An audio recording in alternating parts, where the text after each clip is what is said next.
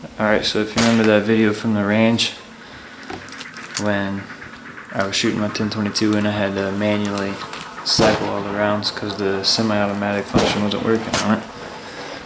Well, I've since ordered these new parts right here.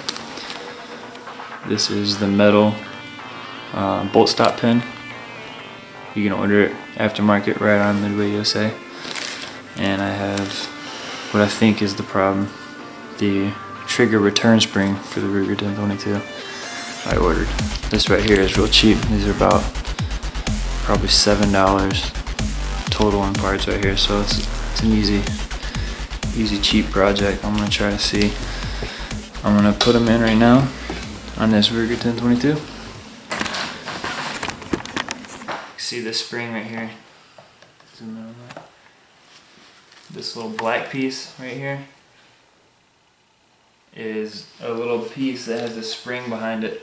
The 1022 design, when you pull the trigger and that round goes off, this spring is designed to spring the trigger back forward and reset the trigger so you can engage the next round. But a couple years ago I trimmed that down to try to make the trigger pull smoother and shorter and lighter. So I think the problem is that the spring was not long enough and there wasn't enough pressure to push the trigger back forward. So I'm going to install these parts and see if I'm right, because next time we go to the range I'm going to record it and see if there's issues. These right here I talked about earlier, it's just a bolt stop pin. This is the metal one that usually comes with the 1022. So I'm going to try to put the standard metal pin back in and the factory trigger return spring for the 1022 and see if it works better.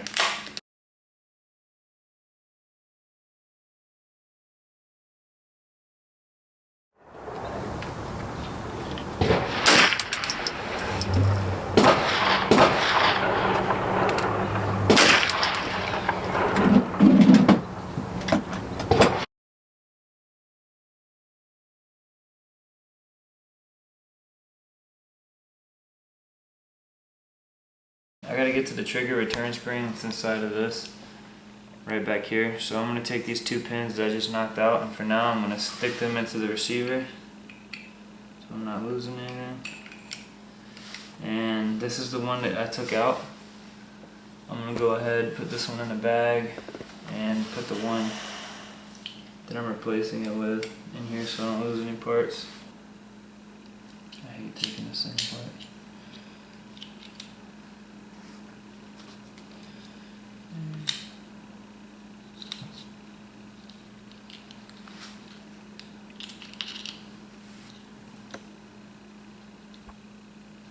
I'm not going to completely strip this, I'm just going to get it down to where I can access the trigger return spring. I'm going to have to take this one out too. Okay.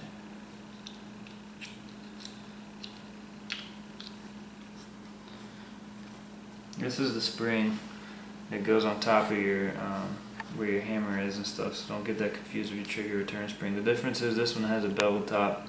It's rounded kind of so it can sit in the groove right here. It sits right in there. This is just a little plastic piece that goes over your trigger return spring. So I gotta lodge this thing out of there.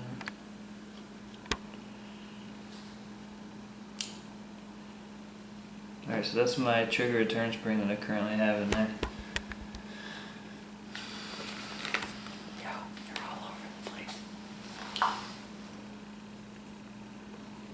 Alright, so this is the trigger return spring I had in there on this Allen key, and then the one in my left hand right here is the one I'm replacing that with. You can see it's longer and honestly it feels more sturdy. So this little plastic piece goes right in here like this. And this is going to go right back down into this groove.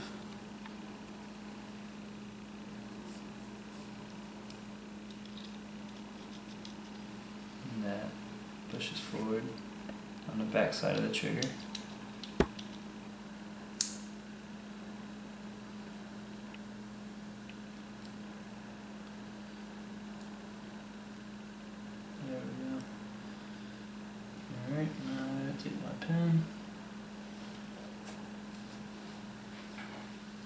once you get this pin in, that spring kind of is locked in place. It's not really going to go anywhere at that point. Alright, so bam. See how that works right there. But this has to go inside the receiver, so pinch all this together. I'm going to slide this down in.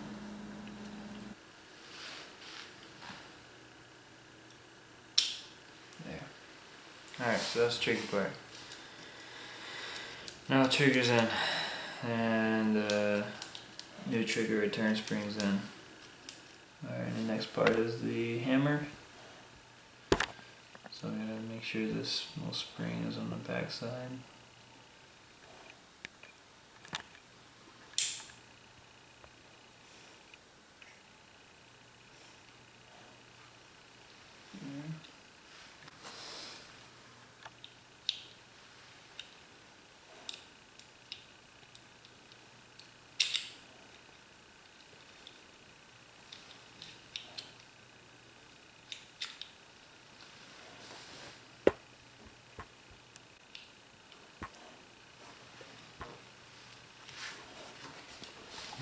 Alright, so once you get to this point, what you want is your hammer facing forward, obviously, but you want this little this little part right here that has the indentation on it.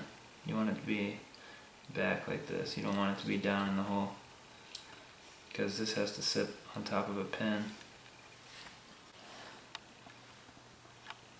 So then the next part is to put the hammer spring in. And then it goes back into this little groove.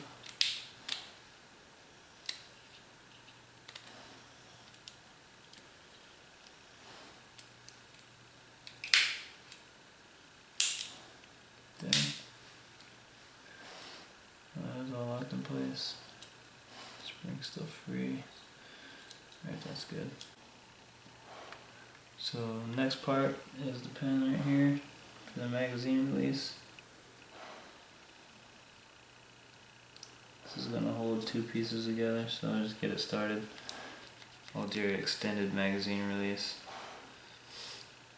Now this part right here is going to go on the left hand side, so I'm going to have to back it out a little bit to fit it in. So I'm just going to push this down. Not all the way out though. Still trying to keep it lined up with that piece. And then this goes right here like this. You want to keep the spring back because that's what sits on that little lip right there.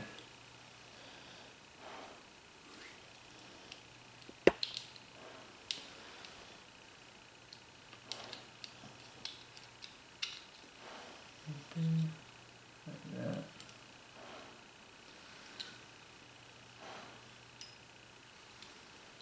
And I'm going to slide this pin through all the way, catch that in place.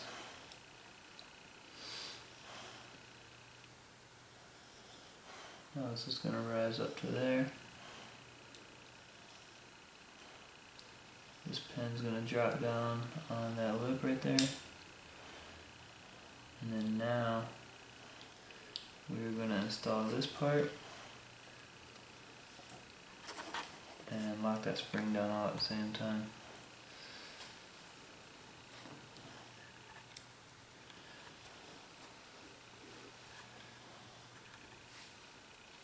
So this sits right in that groove.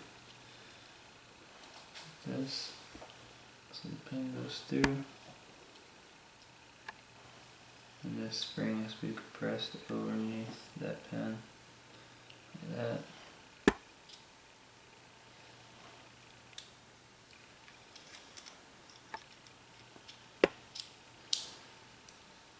And you gotta wiggle this one up just a tad until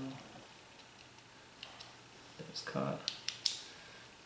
And then you can functions check it with the safety on. It's all together now, so with the safety on, the hammer shouldn't fly forward. And with the safety off, the hammer should fly forward and then recock itself. When you have this outside of the receiver, you never want to let the hammer go forward all the way by itself, or all these springs and everything are going to pop out and then you're going to be chasing them on the ground. This trigger spring pushes the trigger back forward like that, and it's ready to shoot again. Then it's all good.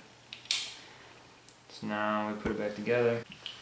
Alright, so I got the assembly put back together, the trigger assembly put back together. Functions checked that it was all good, and now I'm going to drop it back in place. I'm going to put my rifle back together with these pins. That's pretty much all there is to it.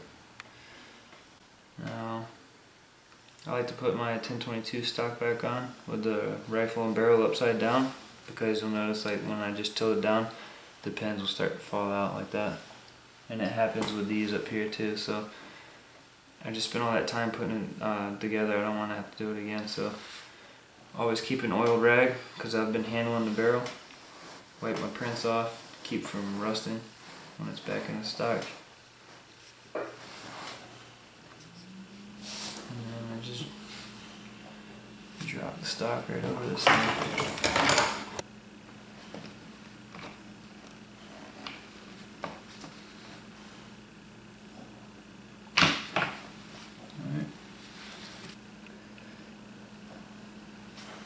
So I use Loctite every time I assemble my scopes or my rifles. You guys know that by now because I use it in all my videos almost. But I think it just helps keep everything sturdy. Alright, so it's all together now. I'll just check